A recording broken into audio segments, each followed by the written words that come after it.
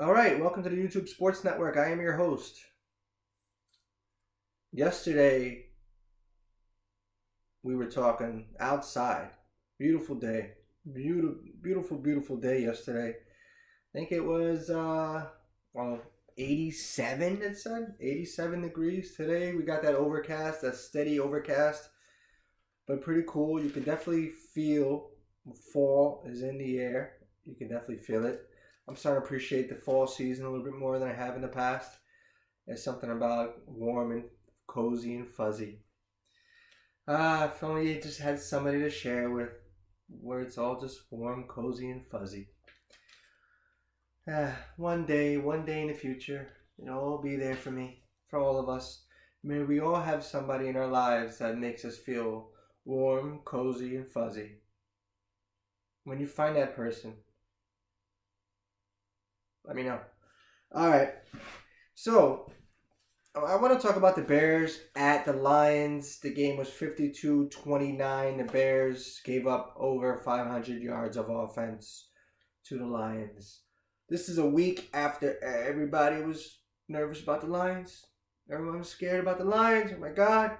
But again, there are also a lot of people out there that know that it's game one. There's no reason to panic and everything should be okay.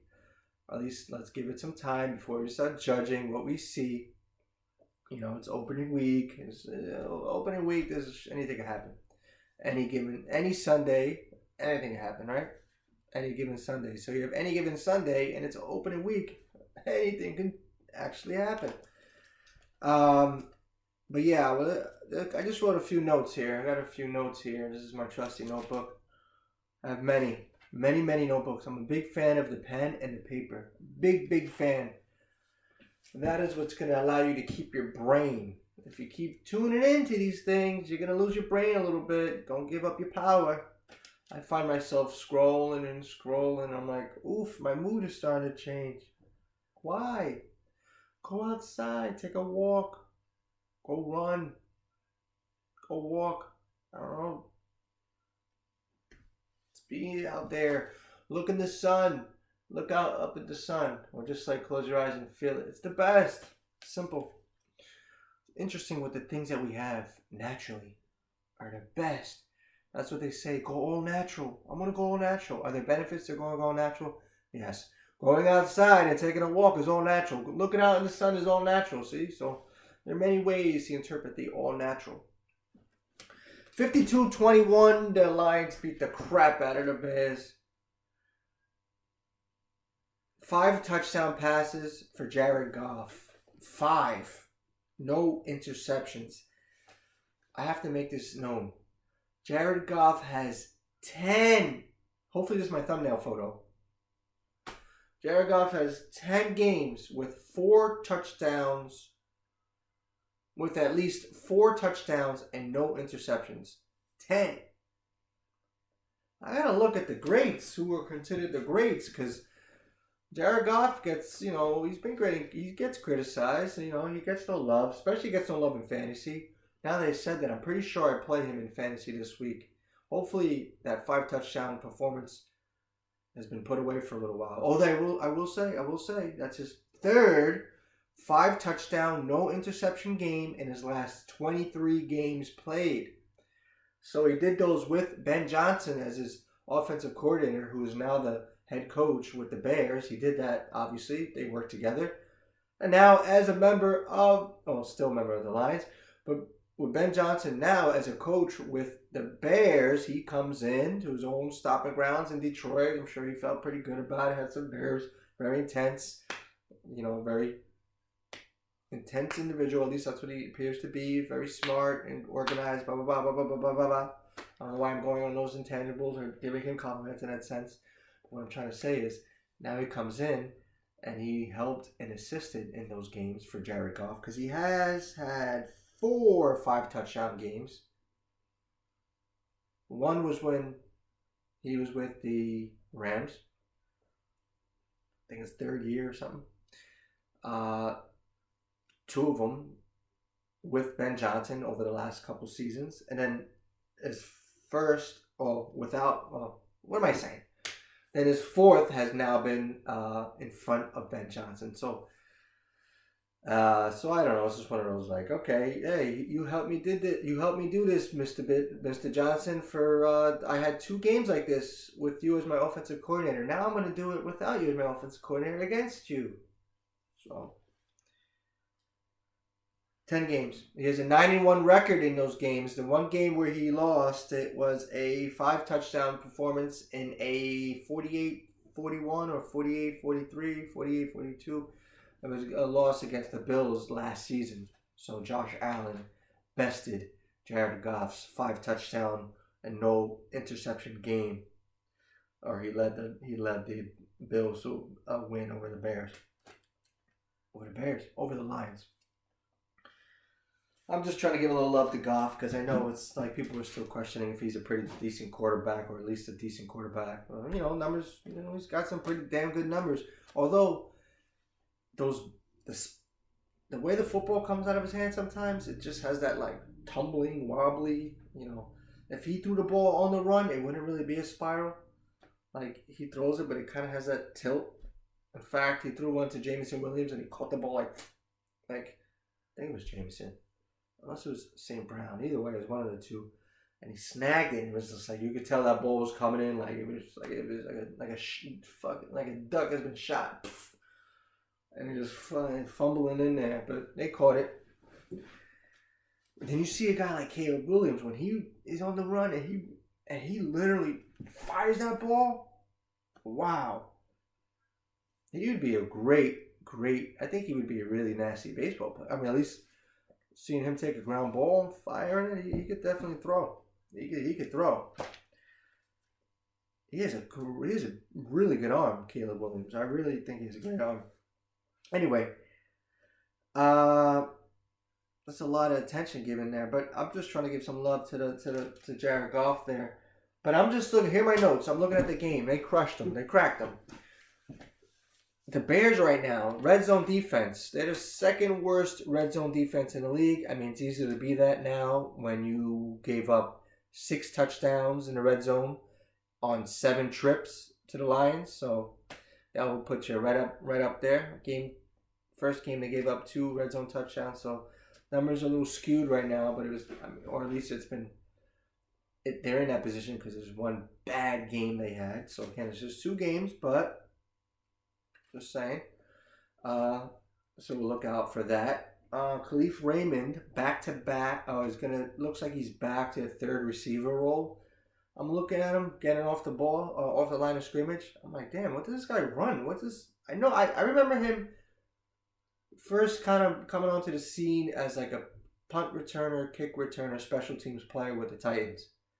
I look back on his career on this NFL reference page, and he's played with the Jets and the Giants, I think, in the same season. I forget.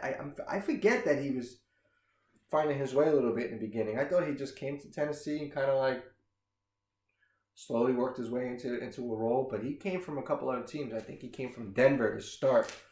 So I remember him having flashing at times with the Titans, especially in special teams. And then I saw him becoming like a deep threat specialist with the Titans. He would pop up with these pretty good plays, these highlight reel plays. And then you look at him and he's like, wow, the guy's actually had nearly 3,000 receiving yards in his career, which I know in 3 years or sometimes in 2 years, these big name wide receivers can get that. But, for a journeyman, you got to give him some love. He's had a 700-yard season. He's had a 580 or a 600-yard. So he's a contributor. So I'm mentioning this because it looks like he's going to be back in the fold. Last season, I felt like you didn't hear much from him. I think he had about 200 and something receiving yards. This year, he should maybe get closer to 500, back to where his normal role is. So I just want to give him a little love there. He runs a 4.34. I think he runs a 4.3. 4.340, I think he runs. I'm pretty sure he runs a 4.340. And you can see it. He's really quick off the ball. So with Tim Patrick going, I mentioned Tim Patrick in one of the other videos. I think he went to Jacksonville. Which I'm like, why are you going there? They always seem to have a lot of receivers there. But Khalif Raymond looks like he's back to the third receiver role with the Lions, so I'm happy for that. Happy for him. Play action passing. I mean, that's Detroit is there. That's like their MO. Most teams are very good at it. Detroit seems to be very, very good at it because of who are they faking the ball to and who they have the option to throw the ball to down the field. So they have a lot of talent. So I was trying to find their play action passing. I'll look into that, but so far so good for them. They're having no problem with that. I don't know why teams don't use it more, or at least really hard sell it. It seems like Aaron Rodgers is a guy that really hard sells it, and it makes a difference. Sometimes you just kind of do it. Just even I guess just showing it is enough at times when you really hard sell it. And then you have the line pulling, the line pushing, guys moving. Definitely makes a difference in Detroit. I'm just thinking like blocking is what they do, right? So you're looking at all their guys, no matter who it is, between Amon-Ra, who takes a lot of pride in it, and Jameson Williams, who isn't the biggest guy, but he's doing it. I mean, Laporta, everyone wants him to catch 8, get 900 yards receiving, close to 1,000 yards receiving, but a big part of his game is blocking, and he does it very well. Doesn't have the body language of a guy that doesn't want to do it anymore. Man, throw me the ball, man. I'm tired. I just want to block. I want to catch. I want to be George Kittle, more like George Kittle. I'm blocking, but I'm also getting down the field. Or like, Gronkowski, where I'm blocking, but I'm also getting down the field, so... I'm sure, but they'll always find a way to get Laporta involved. Although I think he only had 3 catches, 26 yards. So, early on last season he was kind of quiet at that beginning of the season. Then it's like when the announcer, it was funny. The announcer last year, I think it was Amazon Prime, Thursday Night Football, Kirk Herbstreit, right, and Al Michaels. Like, yeah, Laporta, he's poised to have a big second half. He's gonna have a big second half. Like, how do you know? I mean, he was having a slow first half. It's almost like these announcers, they'll mention something. Now, I'm not too fascinated by what he said, but it's almost like, did you read somewhere that, how'd you guarantee the good second half? Like, did you read, was there a script that says Laporta will have a slow first half, and by this game, on Thursday Night Football, or by the time this game hits, and every game after, he's poised to have a good game because it says it right here. Well, they weren't wrong. He actually did. Chemistry. It's all about chemistry with the Lions. Jared Goff is throwing the ball to places on the field that Amon-Ra didn't even turn his head to yet or get there yet. And there were 2 touchdown catches like that. So, all about chemistry. It's all about leadership. And he said it's communication. It's all about communication, right? So, and I was saying that after the first game with the Lions when they lost. I was like, yo, be easy on the Lions. Be easy. These are all veterans. These guys been together for a little while. It's going to be it might take a little adjustment. Maybe they had the right team come in, the Bears, who last year were 31st in yards per play allowed. They were 31st. Then they gave up 5.9 yards a play. So, this year, or especially yesterday, or excuse me, last game, the Bears gave up a lot of yards, 511 yards. So they gave up a lot of yards per play that game as well. So, and now with the loss of Jalen Johnson for about 4 games, I think he hurt his thigh or his hamstring. The Bears, man, just, unless they're going to get into shootouts, you got to be careful with the shootouts. I mean, sure, fantasy purposes, it's all fine and dandy. But the shootouts are going to be tough to maintain. I mean, if you're going against teams that like to shoot out with you. And the Lions are one of those teams. Be careful getting a shootout with the Lions because there's very, very little margin for error. When they get going, with all the weapons they have. So I think chemistry, leadership, the young veteran leadership, it's the play calling. It's just getting comfortable. It's just a lot of that. And I think the Lions, now, are they back to normal? Have everybody recalibrated their mind? Oh, yeah, that's right. The Lions are going to be fine. Yeah, that's right. They just scored 52 points. They're going to be fine. Just saying. No, it's crazy. I was looking at it. They scored 50-something points before. I think last year was it? They scored 52 on Tennessee. And Jared Goff had 85 yards passing. If I'm not mistaken, Jared Goff had 85-yard passing in that game. And he scored 52 points. Weird. I love the numbers. They're crazy. I love them. I love numbers. I love stats. So yeah, I'm looking at it. I wrote down Joe Thuney. This guy's a Hall of Famer, by the way. And now he's part of that Bears offensive line. You got to think. They got to be better. Caleb always looks like he's running. He's throwing on the run. He's not quite too comfortable in the pocket. He looks like his first instinct is to run from the pocket. And, you want to see him make more throws from the pocket. I saw he threw a ball. All right, so Terrion Arnold is on the Lions. He's a corner. He's one of the better players on the team. He's young, he's athletic, obviously, so he's quick. Caleb Williams sat back, dropped back in the pocket, looking like he was looking where he was going to throw. Arnold was guarding his man, Rome Odunze. He was guarding. Caleb dropped back, didn't even play it off. He's looking at him the whole time. He was waiting for that break, and he fired it. He ripped that ball. There's nothing Arnold could do. Even though he was near the ball, or he was near his player, there was just too much velocity, and it was too accurate. Bang! Sideline. It's about a 20-yard throw. Roped it. What I'm saying. I see Caleb. There's so much talent there. I swear, right before the season started last year as a rookie, I'm like, if there's one thing about Caleb Williams, I know this. He will be, if he decided, he will be the greatest flag football quarterback you've ever seen. I see a guy who, I'm just looking at him. If he played flag football, I think he'd be, obviously all these guys would be, but he just has the flag. He plays like it's flag football. Turning this way, ripping that way, diving this way, launching it down the field, taking risks. But he doesn't really turn the ball over much either. I mean, as much as you guys want to talk crap about Caleb, he doesn't turn the ball over much. In fact, his rookie season last year was better than a lot of rookie seasons over the last 10 years. So Ben Johnson, look what he's done for Jared Goff's career. Although Jared Goff had good seasons with the Rams as well. I know we don't want to believe it, but he has put together pretty good seasons. I mean, damn, they went to the Super Bowl. I know the defense is very good too. But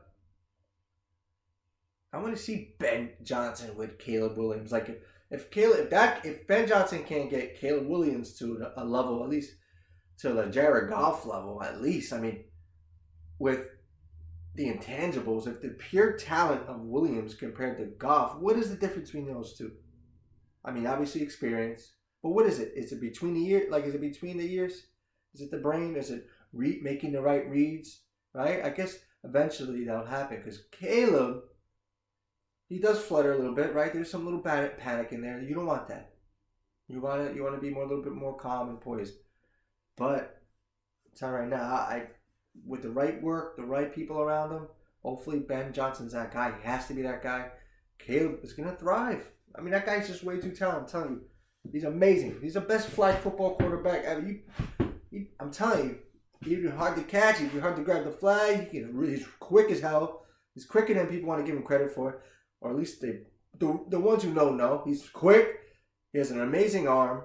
He's just he can make any throw on the field. So, yeah. The Lions beat the crap out of the Bears. That's my story. Did I tell you anything you didn't know? No. It's all there. You can check it out. I just wanted to mention that. The next game I want to do is I'm going to talk about the Rams and the Titans.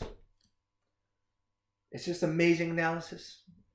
No, but this is video in 2025. Can you think about that? Look where we are. 2025 and all these crazy thumbnails and all these graphics. Just put the camera on and stand in front and start talking. Write a few notes down and use your brain. All right.